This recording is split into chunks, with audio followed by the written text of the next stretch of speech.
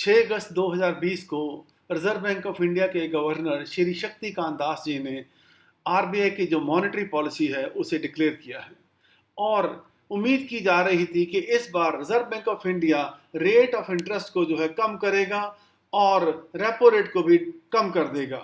परंतु उन्होंने क्या कहा? उन्होंने कहा कि इंडिया की जो ग्रोथ है, जीडीपी ग्रोथ 2020-21 में नेगेटिव रहने वाली है और इसी के चलते हुए उन्होंने रेट ऑफ इंटरेस्ट को ना तो कम किया है ना ज़्यादा किया है। और जो बातें की गई हैं वो भी मैं आपके साथ शेयर करता हूं। परंतु एक क्वेश्चन जो यहाँ पे इम्पॉर्टेंट है वो ये है कि इन तीन चीज़ों का, जीडीपी ग्रोथ रेट का, रेट ऑफ इंटरेस्ट का और इन्फ्लेशन का, आपस में क्या रिलेशनशिप है। आज इस चीज़ को समझने की कोशिश करते हैं और इस चीज़ के बारे में सबको पता होना चाहिए। तो जैसा कि मैंने बताया आपको कि उन्होंने कहा कि ग्रोथ नेगेटिव रहने वाली है और ग्रोथ नेगेटिव रहेगी तो क्या लिंकेज रहेगा ग्रोथ, इन्फ्लेशन और इंटरेस्ट रेट का, उस चीज को देखते हैं। बेसिकली ग्रोथ किसे कहते हैं? ग्रोथ कहते हैं जब आमदन हमारी बढ़ती है तो हम कहते हैं हमारी ग्रोथ हो रही है। और इन्फ्लेशन, इन्फ्लेशन जो है महंगाई के बढ़ने का जो दूसरा नाम है उसे इन्फ्लेशन कहते हैं। अब ये ग्रोथ हो गया, ये इन्फ्लेशन हो गया। अब हमें ये देखना है कि इसके साथ साथ चलो ये भी देख लेते हैं डिसइन्फ्लेशन क्या होता है और डिफ्लेशन क्या होता है। जब महंगाई बढ़ रही होती है तो वो कहते हैं कि इन्फ्लेशन है। अगर महंगाई 5% की बजाय 1% बढ़ रही है तो कहते हैं कि डिसइन्फ्लेशन हो रहा है। और अगर महंगाई कम हो रही है, दैट मीन्स के प्राइसेस जो पहले थी उससे भी कम हो रही हैं और उससे हमारी जो ग्रोथ है वो भी कम हो रही है, तो हम कहते हैं कि डीफ्लेशन हो गया। कि प्राइस अगर पहले 100 रुपए थी अब 90 रुपए हो गई है। इन्फ्लेशन को कहेंगे अगर 100 रुपए थी तो 120 रुपए हो गई है, तो वो इन्फ्लेशन है। 100 के बजाय 120 होने के बजाय 105 हुई तो हम कहते हैं डिसइन्फ्लेशन है, कि जो महंगाई थी वो कम हुई है पर अंतु अभी भी हो रही है। और डिफ्लेशन का जैसे मैंने दोबारा बताया आपको कि महंगाई 100 के बजाय 90 हो जाए, दैट इज डिफ्लेशन। अब यहां पे आपको यह भी मालूम होना चाहिए कि 2015 में आरबीआई और गवर्नमेंट ऑफ इंडिया के बीच एक एग्रीमेंट हुआ था। एग्रीमेंट क्या था? आरबीआई का रोल होगा इन्फ्लेशन कंट्रोल करने का और जो आइडियल इन्फ्लेशन होनी चाहिए दैट शुड बी 4% होनी चाहिए और 2% से कम नहीं और 6 से ज़्यादा नहीं होनी चाहिए। So that was an agreement. जैसा कि मैं कहूँ कि पेट्रोल की बचत कैसे हो सकती है? अगर आप गाड़ी चला रहे हैं, गाड़ी आप 80 पे भी चलाते हैं, 100 पे भी चलाते हैं, 40 पे भी चलाते हैं, परंतु अगर गाड़ी आप 40 की स्पीड पे चलाएं तो कहते हैं पेट्रोल की बचत सबसे बढ़िया होती है। अगर परंतु हमेशा आप गाड़ी को 40 की स्पीड से नहीं चला सकते, कभी 20 पे भी चलेगी, कभी 60 पे भी चलेगी, कभी 80 पे भी चलेगी। परंतु आइडियल स्पीड क्या रहेगी? तो कहते हैं कि 20 से लेके 60 के बीच में रहेगी। परंतु बेस्ट स्पीड इसके 40 की स्पीड पे चलाएं तो पेट्रोल की बचत सबसे ज्यादा होगी और आपके लिए फायदेमंद रहेगी। तो इसी तरह इन्फ्लेशन भी देश के लिए 4% फायदेमंद रहेगी। 4% से कम होगी तो भी ज्यादा अच्छी नहीं, 2% से कम नहीं होनी चाहिए, 6% से ज्यादा नहीं होनी चाहिए। So that was an agreement between reserve Bank of India and the government of India, जो कि 2015 में आपस में किया गया था। अब इसका मतलब क्या है कि मनी सप्लाई और इन्फ्लेशन का आपस में संबंध है। मनी सप्लाई, ग्रोथ और इन्फ्लेशन का आपस में संबंध है और रिजर्व बैंक क्या करता है? वो मनी सप्लाई को कंट्रोल करता है। मनी सप्लाई को कंट्रोल करता है। अब मनी सप्लाई से हम क्या समझते हैं उस चीज को देखते हैं। कौन कौन से टूल है आरबीआई के पास वो देखते हैं। वो टूल है सीआरआर, एसएलआर। सीआरआर की फुल फॉर्म है, दैट इज, आई थिंक आप सबको पता होना चाहिए, that is cash reserve ratio. Cash reserve ratio है ये। और जो एसएलआर है that is statutory liquidity ratio. तो ये चीजें तो आपको पता ही हैं। अब rate of interest, bank rate, repo rate, MSF, इनका हमारी इन्फ्लेशन के ऊपर क्या असर पड़ता है, इस चीज को भी समझने की कोशिश करते हैं। अब एक पहले तो एक छोटी सी बात समझते हैं। अगर आपकी जेब में पैसे ज़्यादा हैं तो आप ज़्यादा पैसे खर्च करेंगे, अगर आपकी जेब में पैसे कम हैं तो आप कम पैसे खर्च करेंगे। ज़्यादा पैसे आपकी जेब में तो इसका मतलब ये है कि ग्रोथ आपकी अच्छी हो रही है, आपकी ग्रोथ अच्छी हो रही है तो आपकी जेब में पैसे भी ज़्यादा हैं, और पैसे ज़्यादा हैं तो आप ज़्यादा पैसे भी खर्च करेंगे। अब महंगाई क्यों होती है इस चीज़ को समझ लेते हैं। ग्रोथ होती है, पैसा ज़्यादा आता है, जब पैसा ज़्यादा आता है तो फिर डिमांड भी चीज़ों की बढ़ जाती है। आपकी जेब में पैसा है, आप मार्केट में जा रहे हैं तो आपको सारी चीज़ें अच्छी लगेंगी क्योंकि आपके पास पैसा है। और अगर आपके पास पैसा नहीं है तो आप विंडो शॉपिंग करेंगे। अब जब आपके पास पैसा ज़्यादा है तो आप ज़्यादा चीज़ें खरीद रहे हैं पर मार्केट में सामान कम है।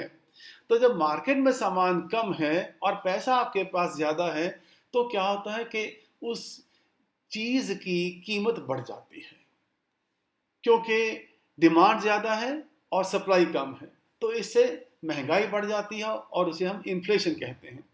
अब reserve Bank of India in situation में क्या काम करता है, वो देखता है कि पैसे की सप्लाई को कंट्रोल किया जाए। वो मेरी जेब में पैसा कंट्रोल नहीं कर सकता, आपकी जेब का पैसा कंट्रोल नहीं कर सकता, या किसी मुकेश अंबानी की जेब का पैसा कंट्रोल नहीं कर सकता। वो देश की इकोनॉमी में कितना पैसा है उसे कंट्रोल कर सकता है। और वो कैसे करता है, वो दो चीज़ों से करता है। एक तो CRR और SLR से। CRR और SLR से वो ओवरऑल मनी सप्लाई को कम कर देगा, और रेट ऑफ इंटरेस्ट से वो पैसे के रेट ऑफ इंटरेस्ट जो है चीज़ को महंगी कर, पैसे को महंगा कर देगा। अब पैसा कैसे महंगा हो जाता है इस बात को समझने की कोशिश करते हैं। हम देखते हैं कि बिजनेस करने के लिए पैसा चाहिए, कोई भी काम करने के लिए आपको पैसा चाहिए, और वो पैसा कहाँ से आएगा, कुछ पैसा आपके पास होगा, कुछ आप बैंक से लोन लेंगे। जब आप बैंक से लोन लेंगे तो उस समय आपको ब्याज देना पड़ेगा। अगर ब्याज ज़्यादा हो जाए तो शायद आपका बिजनेस है वो उतना प्रॉफिटेबल नहीं रहेगा, और दूसरी ओर ये लगेगा आपको कि जो पैसा आपके पास है उसको मैं बैंक में रख दूं क्योंकि ब्याज ज़्यादा है तो वहाँ से मुझे ज़्यादा प्रॉफिट होगा। इसका मतलब ये हुआ कि उस सिचुएशन में लोग सेविंग ज़्यादा करेंगे और इन्वेस्ट कम करेंगे, बिजनेस में पैसा इन्वेस्ट कम करेंगे, और उससे क्या होगा कि जेब में पैसा कम हो जाएगा। जेब में पैसा कम हो जाएगा तो मार्केट में खरीदार भी कम हो जाएंगे। जब खरीदार कम हो जाएंगे तो डिमांड कम हो जाएगी, जब डिमांड कम हो जाएगी तो महंगाई भी कम हो जाएगी।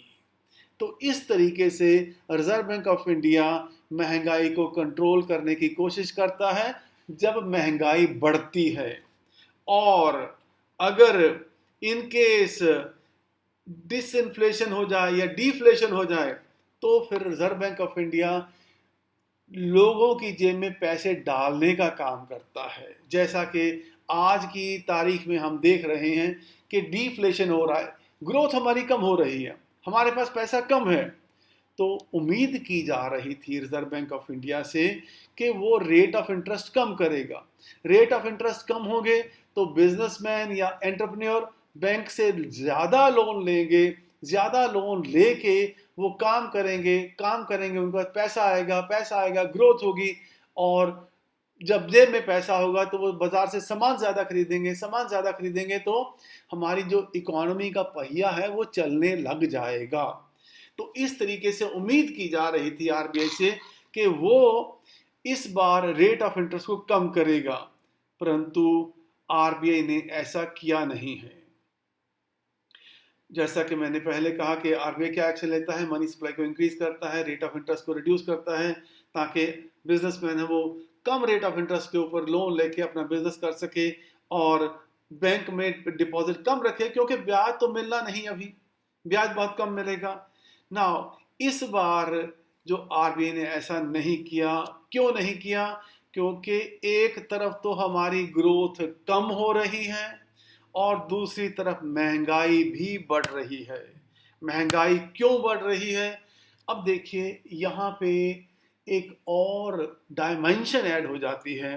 वो डायमेंशन है हमारी थर्ड डायमेंशन कि गवर्नमेंट जो है that is also one part of the solution या वन पार्ट ऑफ द एक इसका एक हिस्सा बन जाती है।